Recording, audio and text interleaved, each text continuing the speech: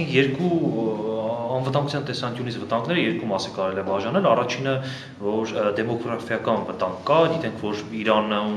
Իրանը շատ արագ աճող բնակչության թվով շատ արագ աճող երկրներից է, այսինքն դեսպայտությամբ 75 միլիոն արդեն բնակչություն ունի, ու գիտենք նաև թե այդ քոչվորական ցեղերը ինչ արագ են բազմանում, այսինքն եթե մոտավոր հաշվարկներով 5-ից 10,000 մարդ պետք է տեղափոխվի այստեղ, 2000 հեկտարը տրվում է նրանց բնակչության համար, 5-ից 10,000-ը, ինչպես փորձ է տվել, 10 տարուց հետո կարող է տասնապատկվել ու արդեն դառնան գյուղեր, համայնքներ եւ այլն, այսինքն իսլամական ու այստեղ ոչ թե գալիս են իրանցիները, այսինքն զուտ պարսիկները չեն գալիս այստեղ, գալիս են արևելյան Ադրբեջանի թուրքախոս իրանցիները։ Թուրքախոս իրանցիներից շատերը ունեն թուրքական կամ ադրբեջանցու ինքնագնահատական, այսինքն իրենց ադրբեջանցի են զգում շատերը, այսինքն այստեղ հենց զուտ թրկացման վտանգն է կանգնում մեր առողջությունիքի թրկացման վտանգ։ Այդ երկարաժամկետ հատվածում, բայց կարճաժամկետ հատվածում, եթե եկան 10,000 բնակություն, մենք ինչ իմանանք վաղը դրանցից քանիսն են Թուրքիայի կամ Ադրբեջանի կողմից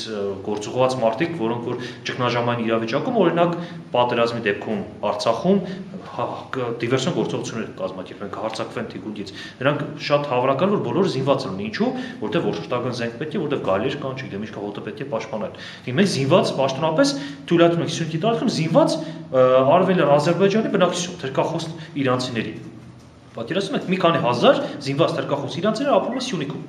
Զուտ է անվտանգության տեսանկյունից էս հիմնականը կա, այսինքն կարճաժամկետ եւ երկարաժամկետ։ Երկարաժամկետ դեմոգրաֆիականն է, կարճաժամկետը տարբեր գործողություններ, որոնք նրանք կարող իրականացնել Սյունիքի տարածքում։